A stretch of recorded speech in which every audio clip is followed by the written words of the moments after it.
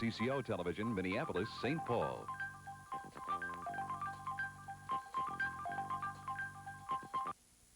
The Moore Report, Farewell to Freedom, is brought to you by Northern States Power and by the Northwestern Banks.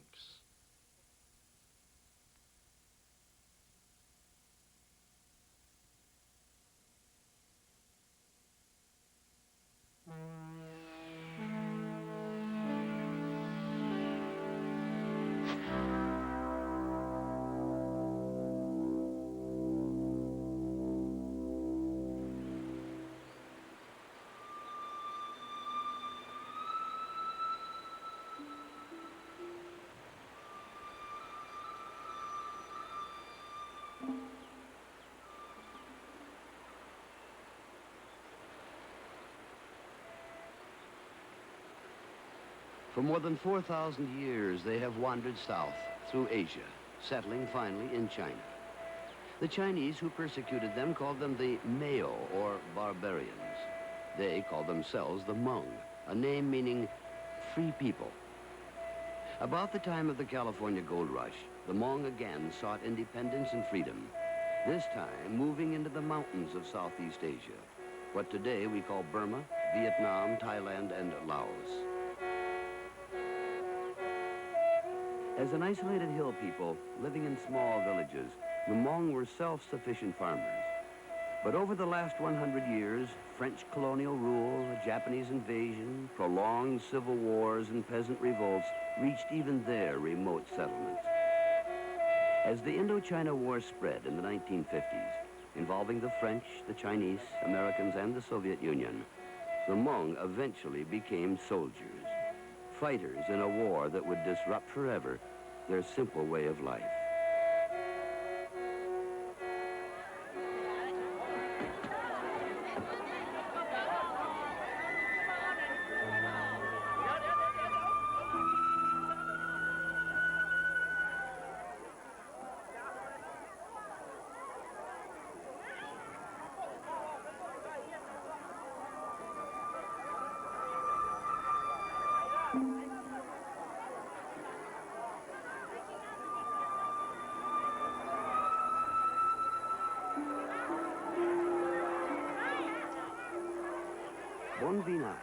A refugee camp in northern Thailand near the Mekong River.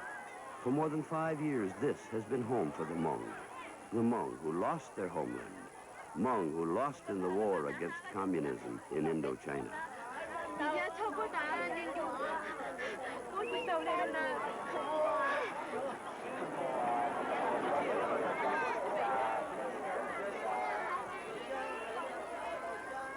This morning, some 500 of them begin their journey to the United States, aboard buses bound for Bangkok.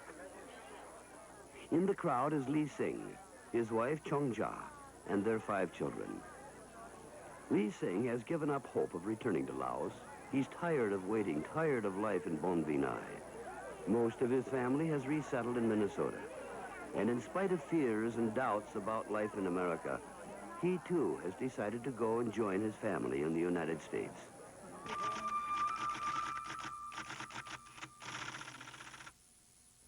Good evening. I'm Dave Moore. The Lee Sing family is but one of millions who have fled their homelands in the last decade. The number of immigrants and refugees who crossed our borders of late nearly equals the masses who crowded New York's Ellis Island at the turn of the century. In fact, more immigrants came ashore in 1980 than in any single year in our history.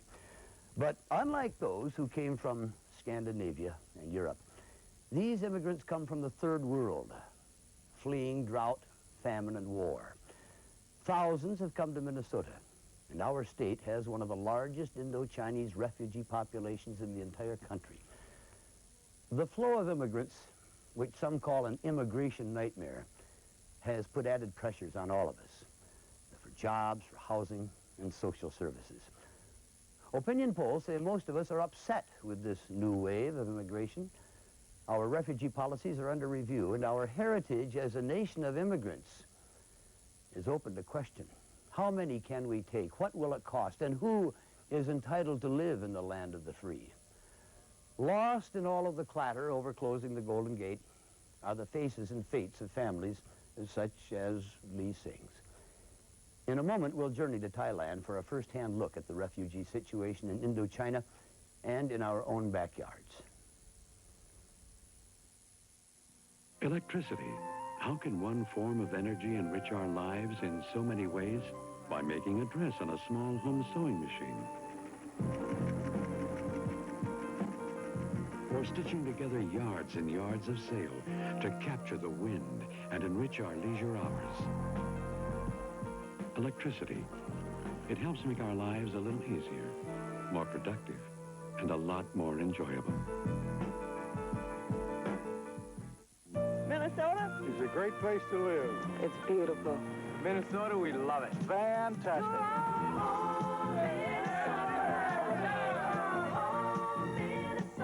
love Minnesota.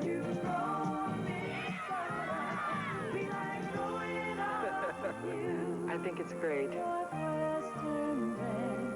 I like the customers. Got a good bank on your side. Minnesota, it's great!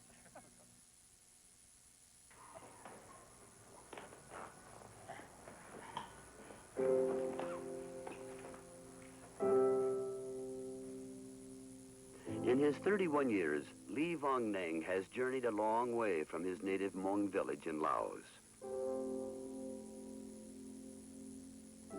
Today, he lives with his wife and children in a St. Paul housing project. Most of his relatives have joined him here, except one, his uncle, Singh. Dear Singh, I am very glad you have decided to come to America. It makes me happy that you are coming here, and you can stay with me. I hope I am not too busy when you come.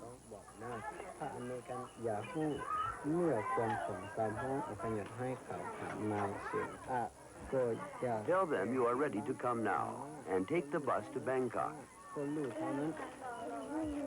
You must take your wife and children and be checked by the doctor, and then you can come to the U.S. I know you are afraid, but do not worry. It is still good time to come to the U.S. Right now, Americans still interview refugees in Thailand. If Americans stop programs to pick up refugees, you will have to stay in Thailand a long time.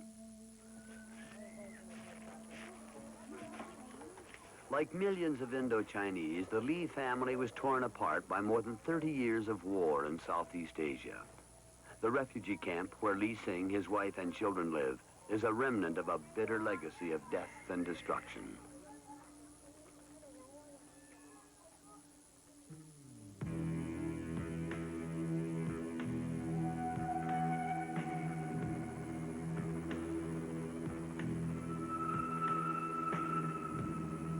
The conflict in Indochina began after World War II as an independence movement to rid the region of French colonial rule.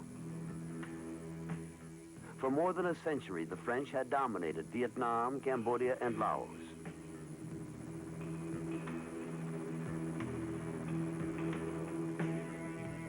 What started as a peasant revolt eventually gained momentum, crushing the French at Dien Bien Phu in 1954.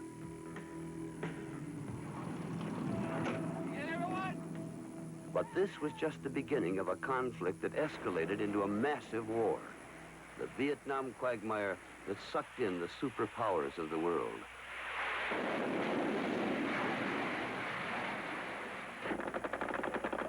As our involvement grew, Vietnam became the so-called living room war, fought virtually every night on the TV screens of America. What we did not see was a secret war in Laos. This film of our clandestine activities in Laos was shot by CIA officers. Until we obtained it, the footage has never before been shown to the American public. Despite Geneva Accords barring foreign intervention in Laos, the CIA began training Hmong soldiers as early as 1962. One of the recruits was a boy of 14, Lee Vong Neng. The Hmong people fight the enemy or communists. They want to control Laos to be a communist. So we had to control our countries. Chuck Whitney, a Navy medic who had contact with the Hmong in both Vietnam and Laos. You know, the war was fought in their homeland, right in their front yard. And that Ho Chi Minh Trail went through their country.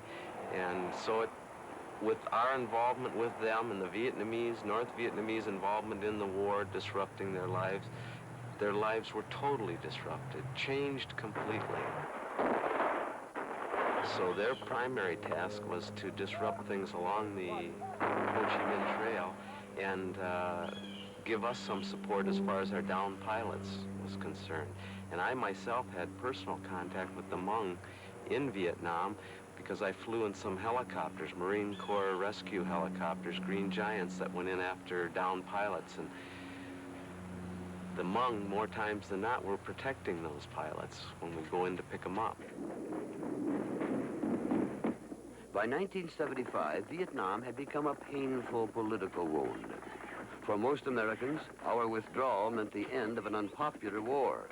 But for the Indo-Chinese, especially our Hmong allies, the real struggle had only begun. The total withdrawal that we made in '75 left the Hmong pretty high and dry. The Vietnamese did not want them in Laos. They saw them as a threat. They just started gassing them and driving them out of the mountains into the lowlands where they could deal with them. And their idea of dealing with them is to kill them or drive them out of the country. Either way, they're getting rid of them, and they're solving a potential problem down the road. And that's how they've dealt with them. With the help of an American airlift, Hmong officers escaped from Laos to Thailand, a neutral country across the Mekong River. Soon after, communist troops surrounded the Hmong military base. Tens of thousands of Hmong soldiers, including Vong Neng, scattered into the jungle. What do they do when the Vietnamese are coming into the mountains? Do they try and fight them, or do they take their families and flee and try and build a new life somewhere else? Whether they were young or old, they had a long walk ahead of them, and they would start out for Thailand. And in some cases, I heard of walking for 3 months, then a month across the lowlands to the Mekong River.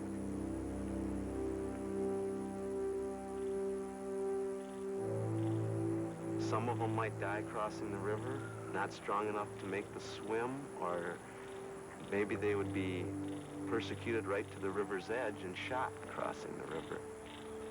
I have to cut up bamboo, two bamboo, and put it on, and I have to swim with myself. Vong Neng made it across the river to Nong Khai, a quiet country town resting on the Mekong in northern Thailand. After the American pullout in 1975, this became a way station for thousands who fled communist-controlled Laos.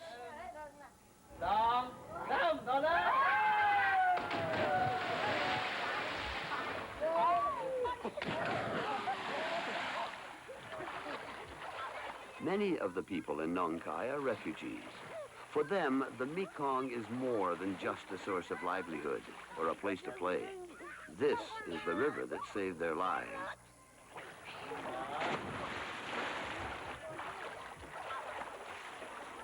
But for every refugee who swam here to safety, it's estimated that another was lost in the jungles or the waters of the Mekong.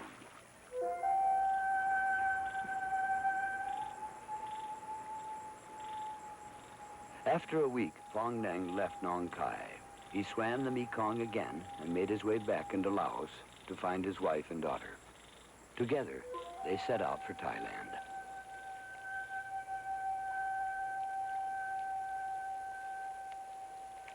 On June 30th, 1975, Vong Neng and his family reached the Mekong. In a boat like those used by old fishermen, they hid near the riverbanks till nightfall. Communist troops were poised in the jungle. But at dusk, Vong Neng pushed off, paddling through waters swollen with monsoons. Exhausted, they drifted with the currents.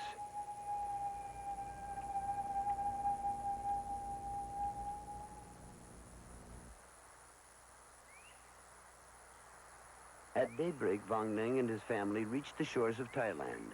They were taken to a refugee camp, unsure if they would ever return to Laos.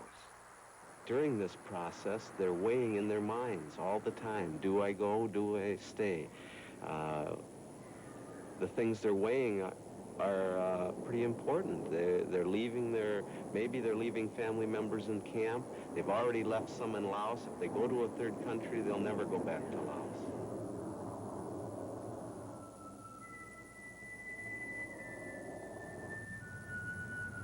A stewardess will be handing you a customs declaration card.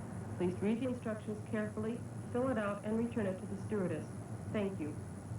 Within a year, Vang Neng, his wife and daughter left for the U.S., a part of a stream of hundreds of thousands of Indo-Chinese refugees flooding America in the wake of the Vietnam War. Okay, thank you. Since 1976, the flow has become chronic, a seemingly endless current.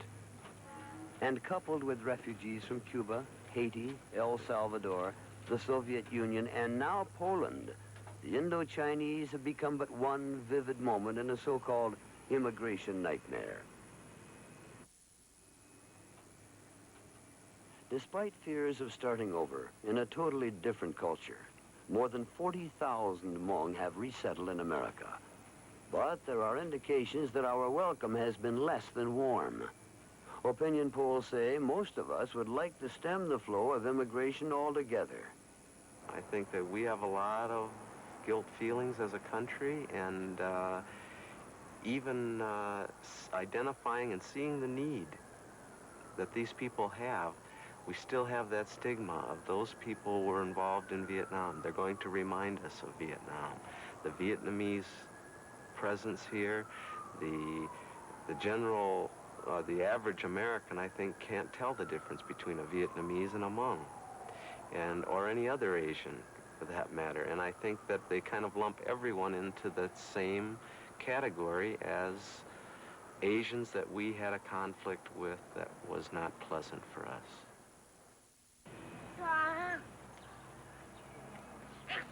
Vang Neng and his family eventually resettled in Minneapolis, St. Paul, an area with one of the largest refugee populations in the country. All told, Minnesota harbors an estimated 24,000 Indo-Chinese refugees, and nearly half of them are Hmong. Most of the Indo-Chinese who come to Minnesota do so to join relatives and friends, to knit together the torn fabric of family life. I'm very happy with my family. About myself, I'm very sad, because my cousin or my friend are already dead. In the years since he has lived in St. Paul, Vang Neng wrote letters urging his parents and other relatives to join him. Most of his relatives have settled in Minnesota, but a few remain behind, including a close uncle, Lee Singh. Bon Vinai, a refugee camp in the hills of northeastern Thailand. The camp lies just a few miles inland from the Mekong River, and since it was built, it has become a virtual city, a crowded ghetto harboring more than 40,000 Hmong.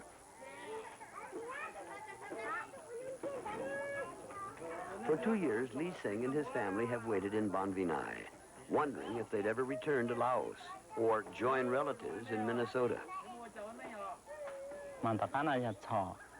I was a farmer high in the mountains, and then became a soldier to fight the communists and Vietnamese. I tried to go back and farm, but they tried to kill us. I wanted to go back to Laos, but now there is little hope. If they come to the United States, suppose they don't know how to write, they don't know how to read, and cannot find a job or cannot tell birth, so they're very afraid. Vang Neng has written me a letter and says he will take care of me if I go to the U.S. This time, maybe he doesn't afraid to come.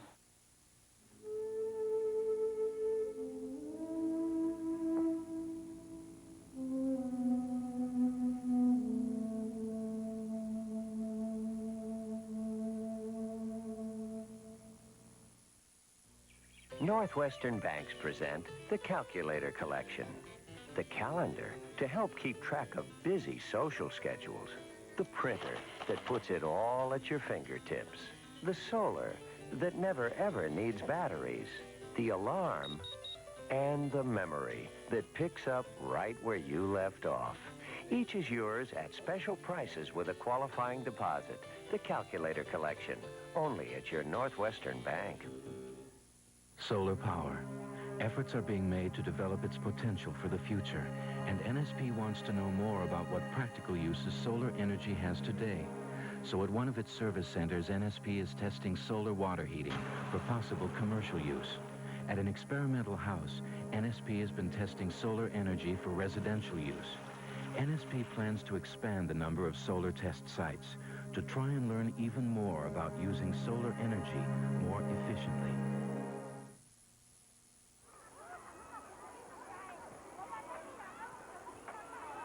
It is 3 days before buses will come to Bon Vinai to take yet another group of Hmong to Bangkok and eventually to America.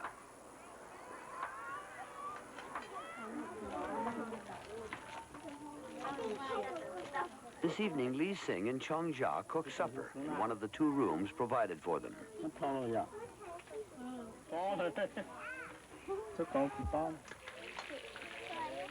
In St. Paul, another meal is in progress. Wang Neng, his wife Nu Han, and their children gather for a dinner shared with relatives.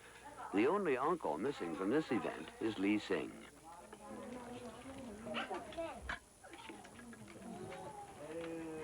In camp, refugees are not allowed to farm, so most of their food comes from international relief agencies.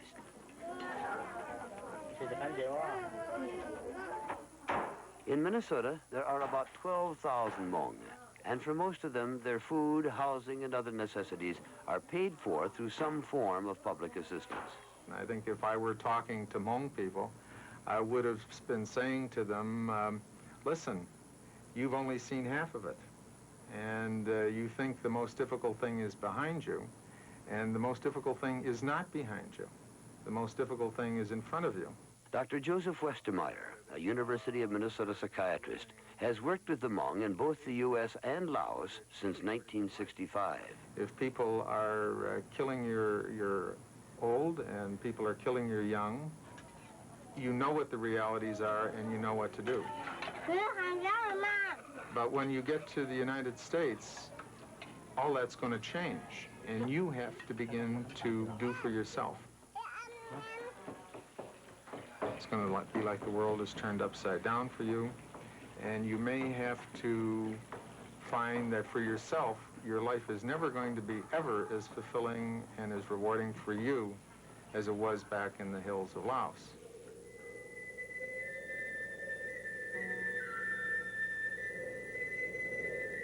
Not all Hmong have lost their traditional way of life. A few 100,000 remain in Southeast Asia, in villages such as this one. Kong Klong, a settlement of 500 people hidden in the mountains of northwestern Thailand, near the Burmese border.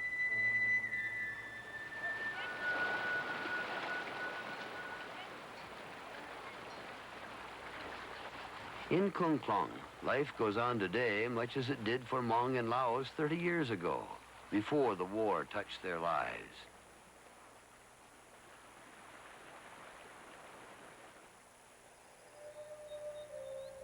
Mountain farms not only provided them with their daily needs, but also a cash crop prized by the entire world: opium.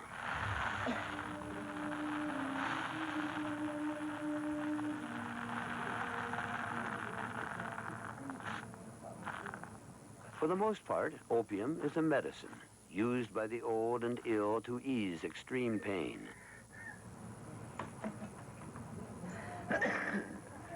Recreational use is still frowned upon.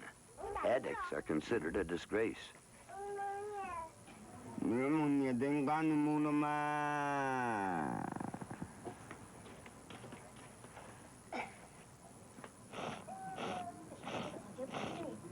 Primarily, opium poppies enable Hmong to trade for silver, rice, and other goods. And in years of bad crops, opium is an economic cushion, allowing the Hmong to maintain their self-sufficiency and independence.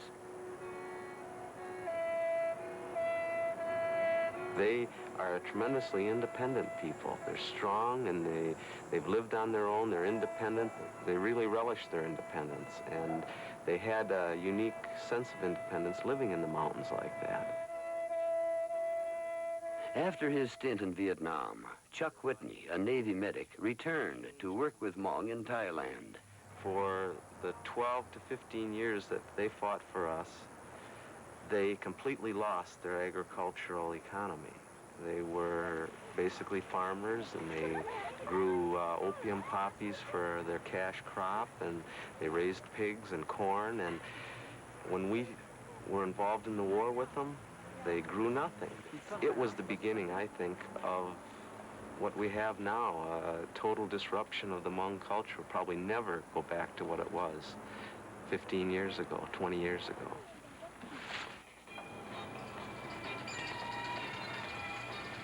Hmong who resettle in America, like Vong Ning and Nu Han, soon realize that their skills as farmers are virtually useless in our high-technology, consumer-oriented society. 130 call 27, please. 130 call 27.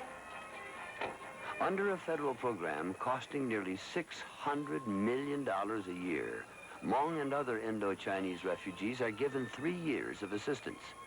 The purpose of the program is to give refugees time to adjust, to learn English, acquire skills and trades, find jobs, and eventually support themselves.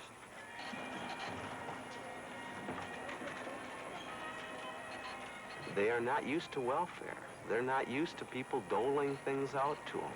I see them in many ways like we were in our pioneer days. They were people that were isolated somewhat in the mountains from the rest of the country. They were forced to be self-sufficient, forced to fend for themselves, forced to do most everything without any government aid whatsoever. Just a second. Just a second means wait a minute, okay? A special federal refugee assistance package, started in the 60s to aid Cubans and extended to Indo-Chinese, is the first such program of its kind in our history. Mosquito bite. And a mosquito bite, what do you do with a mosquito bite? All right. Nu Han and her family, like virtually all Indo-Chinese, have flocked to English classes wherever and whenever they're available. But federal cutbacks for such classes are imminent. Both public and private instructional programs will be hurt. And for the time being, this is one of Nu Han's last classes. No country. So some of you can say, I am countryless. I have no country. America is your new country now. Vocab. Vocab. You Larry. Liz Turbis is Nu Han's teacher. They want to learn very badly, but the fundings are cut. They realize this, and they know it's going to be more difficult to make it in our society. It is the very basic thing for Indo-Chinese refugees in gaining independence. We don't have enough language training, and that's because we don't have enough money to provide it. Diane Ahrens, a two-term Ramsey County Commissioner, represents much of St. Paul's core city, where most of the Indo-Chinese refugee population lives. Hal Norgard, also a two-term Ramsey County Commissioner, represents parts of St. Paul's north and east sides. Norgard was the first elected official in St. Paul to speak out against the influx of Indo-Chinese. My philosophy has been and always will be that you have to take care of your own first. And I think that, yes, we have a responsibility to help people and bring people in, but there's a limit to our capabilities. And morally, as an elected official, my responsibility is to my people. The refugee policy of this country is not tied into the local level. And yet that is where refugees end up. They end up in cities, in towns, in counties of this country, and then we must provide what is necessary. We need more integration of the local units that have to absorb refugees with national policy that is, number one, bringing refugees in, and that is creating the disorder around the world that causes refugee populations. Commissioner Norgard supported a resolution passed by the Ramsey County Board calling for a moratorium on Indo-Chinese immigration. The problem, it takes a long time for the Hmongs to adapt to our ways, and the other thing is the health problems. They have a number of health problems, and it's very costly. And any time that you have a health problem, as every one of you know, it's a very costly process. Out this door to the right. Okay, thank you very much. You're welcome. This morning, Vong Nang has an appointment for a series of x-rays and tests. Since their arrival in America, more than 30 Hmong males have died in their sleep, mysteriously and suddenly, and without apparent cause. Healthcare workers say Hmong typically suffer from severe stress, fear, and a sense of loss and guilt about family members who have died or were left behind. Would you take off your robe for us, please? And Vong Nang's doctors suspect he has a stomach tumor.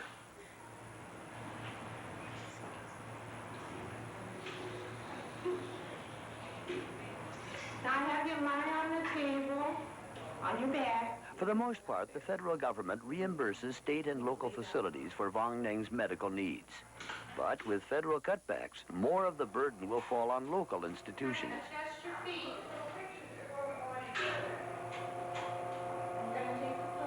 But even with health coverage and sophisticated professional care, many Hmong remain suspicious of Western medical techniques.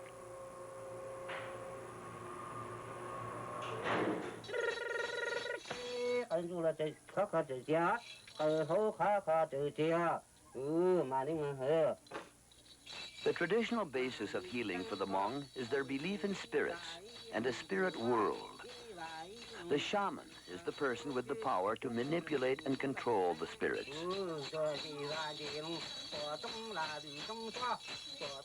And with entrancing chants, herbal medicines, jangles, and incense, the shaman tries to rid a person or a home of sickness and evil.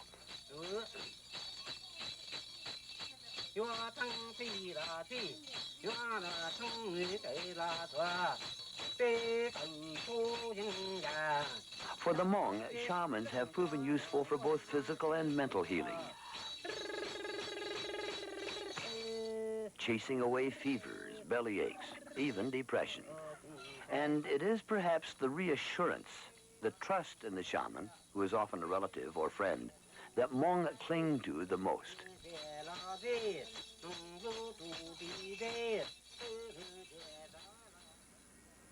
In St. Paul, Nu Han has an appointment at the clinic. She's pregnant with her 6th child, and her husband, Vong Nang, is hoping it's a boy. Baby pretty active? Keep you awake at night? The check is routine. The baby seems normal. Nu Han's weight and blood pressure are good, but there is a serious complication. The biopsy showed that it's probably just a localized type of cancer.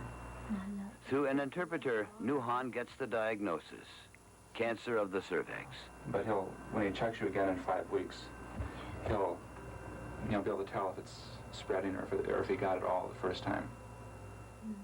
Nu Han has a decision to make: wait and have her baby at the risk of her own life, or have immediate surgery to remove the cancer. The baby's old enough now that the baby would probably survive. So it's a choice of both of you. After her first biopsy and surgery, Nu Han bled heavily, and she has since refused further testing or surgery. She has decided to wait, even if the cancer spreads, to have what may be her last child.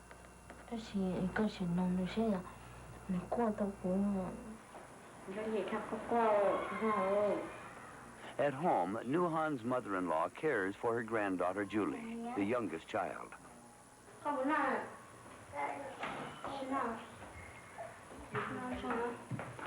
Nu Han is home now and busy getting supper ready.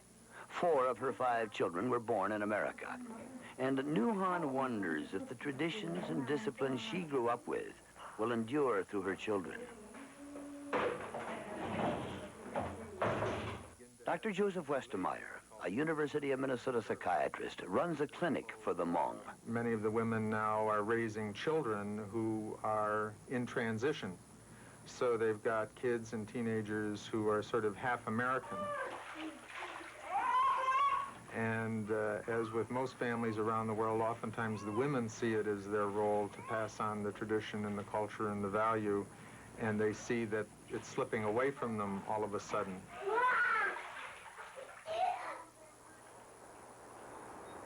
With the skills and traditions they have retained, the Hmong garden on plots of land set aside by and leased from the cities of Minneapolis and St. Paul. But even the food they grow only supplements food assistance programs.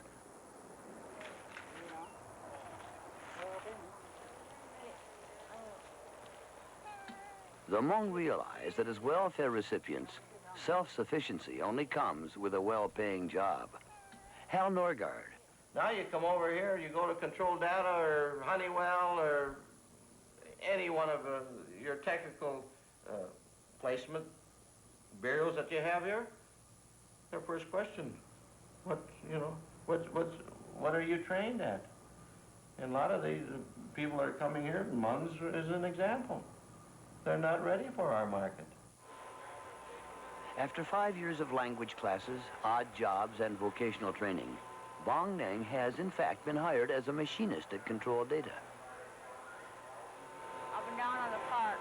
You want to see what I mean? Okay. I think you already do know. Like the U.S. military that trained the Hmong nearly 20 years ago, Control Data and other high-tech firms have found the Hmong to be fast learners, hard-working, and especially adept at precision technology. Ramsey County Commissioner Diane Ahrens was the lone dissenter voting against a resolution calling for a halt to Indo-Chinese immigration. In spite of the fact that they have enormous problems with language, are moving off of our public assistance roles and into the employment and becoming independent. Commissioner Norgard, on the other hand, believes health care, language, and vo-tech training are all too costly. It is causing our taxpayers a considerable amount of money, and it also will affect our programs.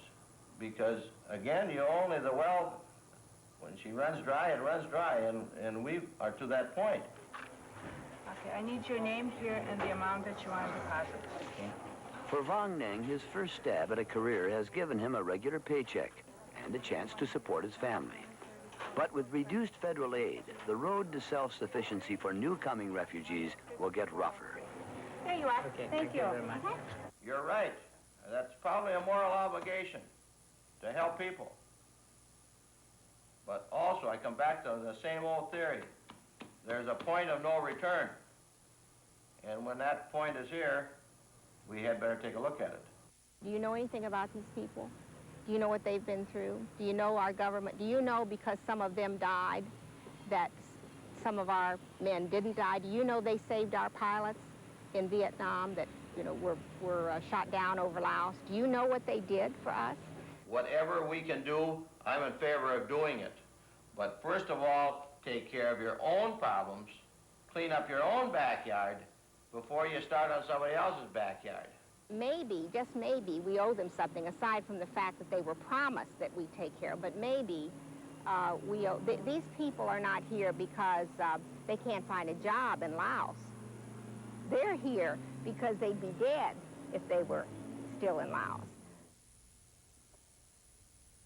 Federal programs currently support incoming refugees for up to 3 years. Beyond that, the financial burden for those who still need assistance shifts to state and county governments. Officials tell us that in 2 to 5 years, half of Minnesota's welfare caseload may be Indo-Chinese. The estimated cost to Minnesotans, about $15 million over the next 2 years. But a check with state officials shows that costs to the average taxpayer are less than $5 per year. And more Hmong are finding jobs and moving off welfare in any given month than are requesting assistance. Nonetheless, in both Minnesota and the rest of the country, anti-welfare sentiment is running high. And as we'll see in a moment, word of our resentment toward refugees is getting back to Thailand. Electricity, Think of the ways it protects and improves our health. From a simple home vaporizer that makes a cold more comfortable, to a complex life support system in a modern hospital.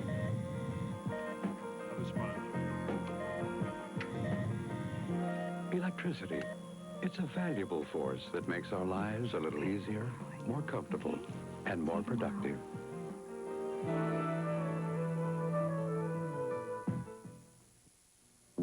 Got a lot, Minnesota. You got a spirit, a style, and a pride. Minnesota's great. I like Minnesota the best. You're a big-hearted place with a small-town smile. You got a good bank on your side. You bet Northwestern's on my side. Northwestern's my bank. Great bank. Northwestern Bank. I like Minnesota. You got a good bank on your side. I love Minnesota! Good evening, I'm Pat Miles. We'd like to invite you to join us for a live town meeting discussion following tonight's broadcast, Farewell to Freedom.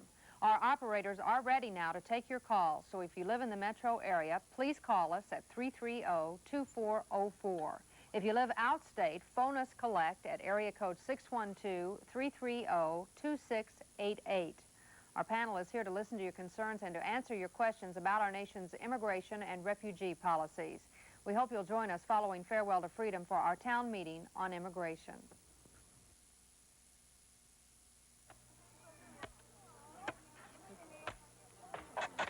It is Wednesday, July 29th, the day before Lee Singh's scheduled departure from Bon Vinay. This morning, he's getting wood ready for a final evening meal.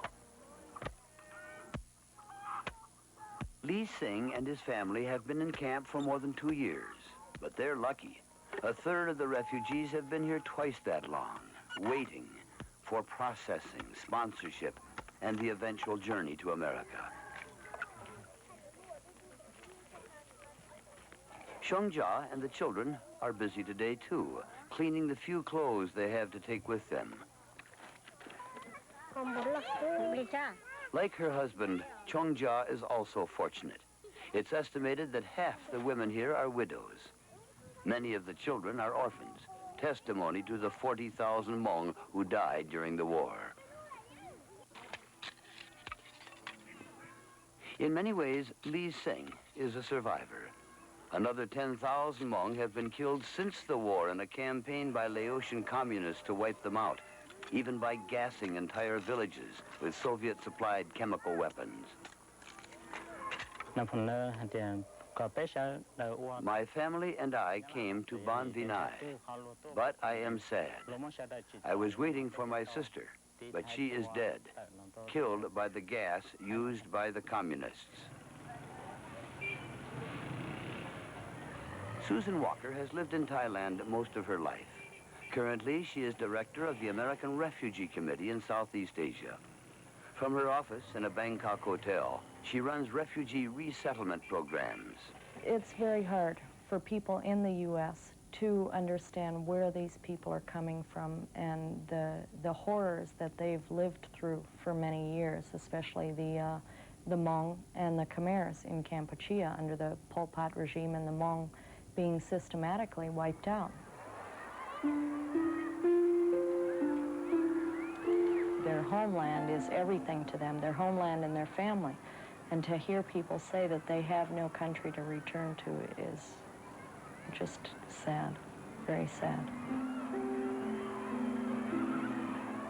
Bon Vinay is now home for the Hmong who fled Laos. The camp sprawls over acres of humid hillsides.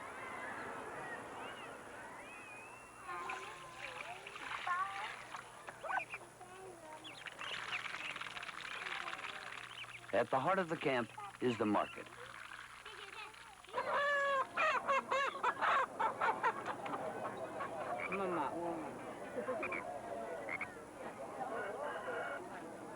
Thai villagers, camp workers, come here to trade.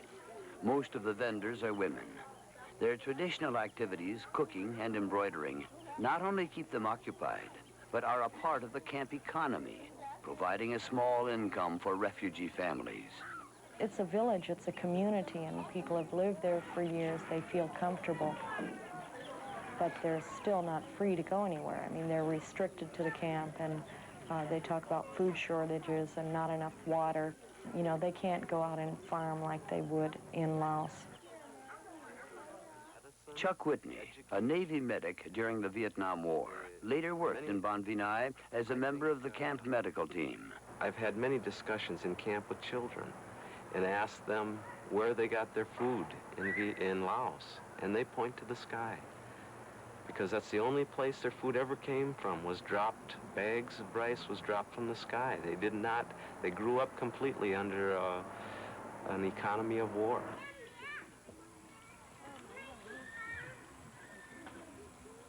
Coming from a culture where men farmed, hunted, and fought, there is little for men and boys to do in Bon Vinai.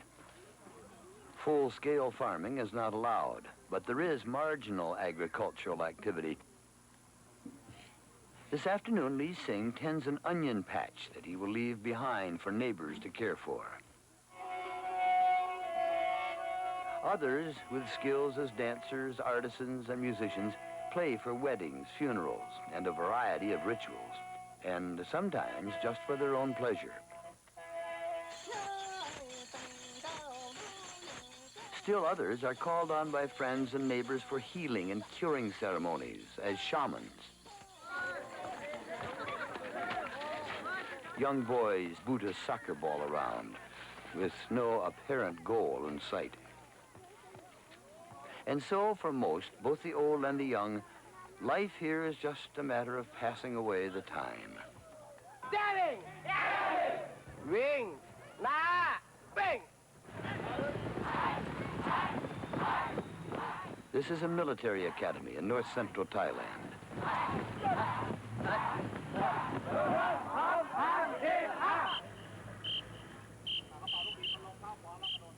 Many of these recruits will one day guard border areas near refugee camps. With an estimated 200,000 communist troops poised along its eastern border, Thailand is building up the military to safeguard its neutrality. In addition to 80,000 Hmong, Thailand harbors more than 250,000 refugees from Vietnam, Laos, and Kampuchea, formerly Cambodia. If Thailand has to sit there with that situation, it jeopardizes their border security, and the Thai government would like to see an end to the refugee problem somewhere in sight.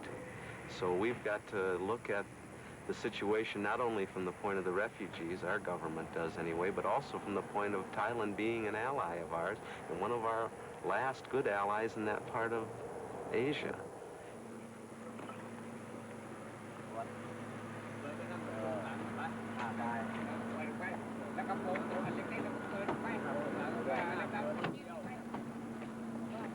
Checkpoints, such as this one on a Mekong River road, are scattered along the Thai border.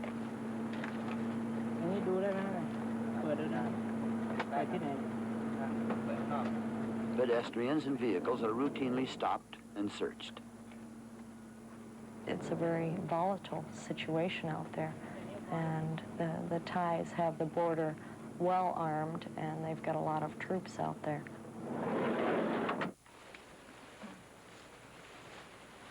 These are Thai police patrolling the Laotian border along the Mekong. This unit is a combination of crack troops and local volunteers, and the patrol tonight is part of what has so far been a successful campaign to contain communist insurgency. The Thais have to be very careful. It's a highly political issue. If Thailand allows refugees to resettle in Thailand, they're going to face consternation from the countries surrounding them, saying, why do you let our people come to your country and resettle? They are a strong ally of ours, and if we're going to cut back the movement of them through their country, then we're going to impose some more hardships on the Thai people by not allowing the numbers to come to our country. Refugee camps built in Thailand since 1975 have strained an already troubled economy, taking public lands and adding to food and water shortages.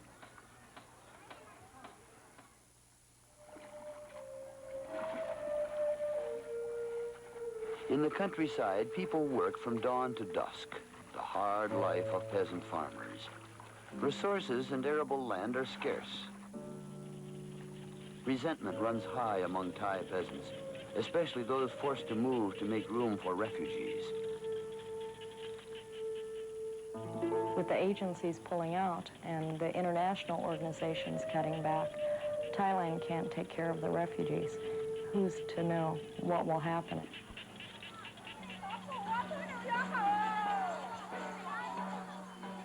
In Ban Vinai, supplies are often short.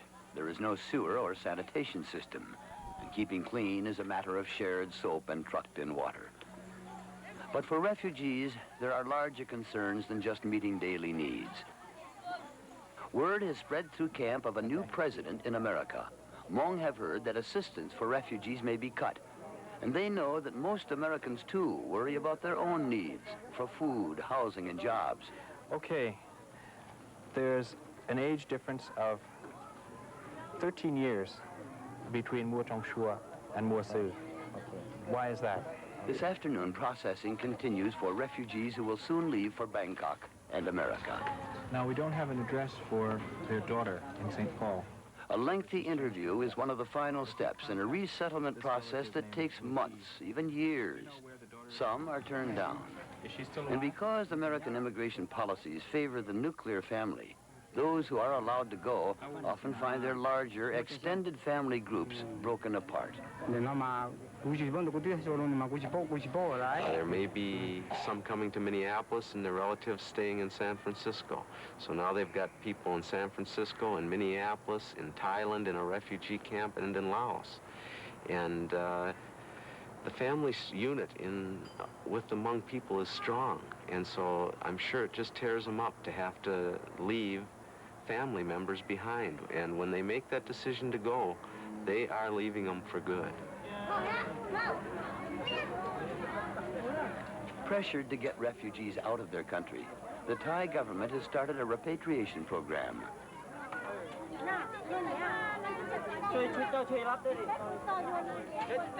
This family has agreed to leave Ban Vinai for Laos.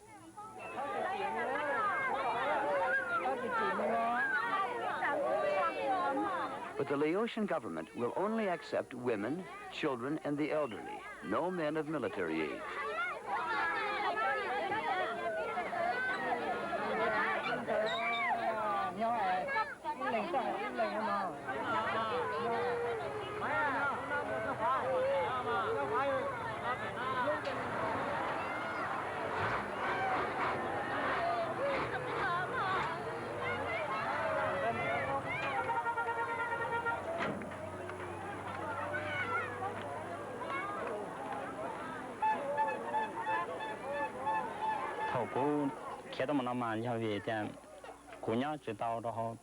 We cannot go back to our village, so we are ready to go to America. But twice before, when the bus came, I did not show up. I owed money. We were afraid. Many of them will stand out there many, many times and watch buses come and go before they make the decision to go. In the late afternoon, on the day before the buses are to arrive, Lee Sing visits Vong Neng's grandmother, Chu A Lor. He's going to say goodbye and pick up a letter for Vong Neng's family in St. Paul.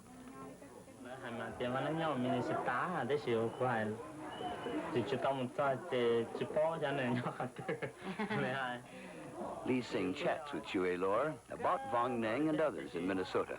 As have many old people in camp, she has heard that life would be too hard for her in America.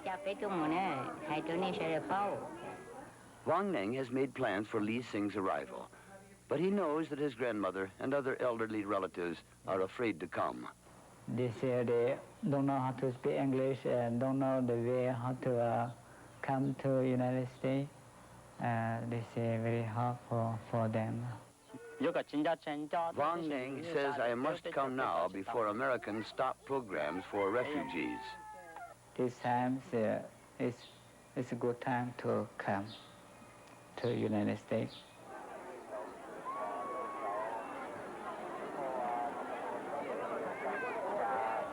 It is Thursday morning. The buses have arrived at Ban Vinai. 500 Hmong refugees are ready to board and to begin their journey to America. When the buses come in, when I first came to the camp, I thought it was almost like a carnival atmosphere. The people come around and they stand around. Then it starts getting solemn after the people start putting their bags on and actually boarding the buses.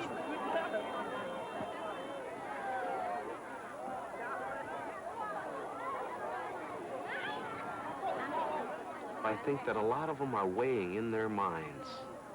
This is their trial run. They're going to come out and stand by the buses and see if they have what it takes to get on the bus. Do they want to make those breaks in their family ties?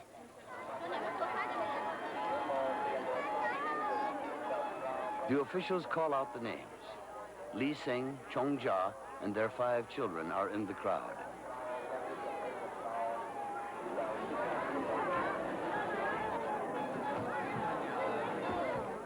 Twice before, Lee Sing and his family were scheduled to leave. When the buses came, he did not show up. He was afraid. Today, he is ready, but his name has not been called. A new policy is in effect. Those who did not show twice before may not leave today. So, like others who must stay, Lee Sing can only say goodbye.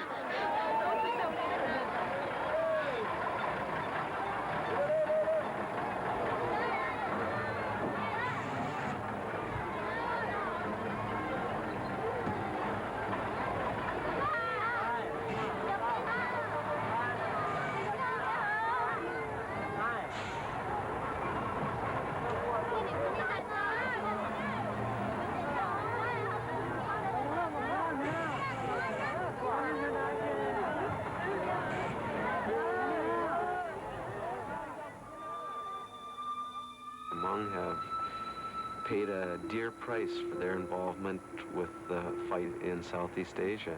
They are now persecuted people.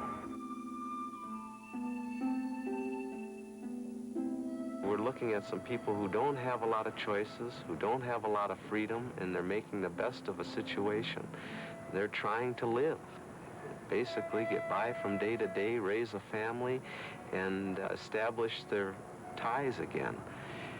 And I see that as a tremendous, tremendous problem to overcome.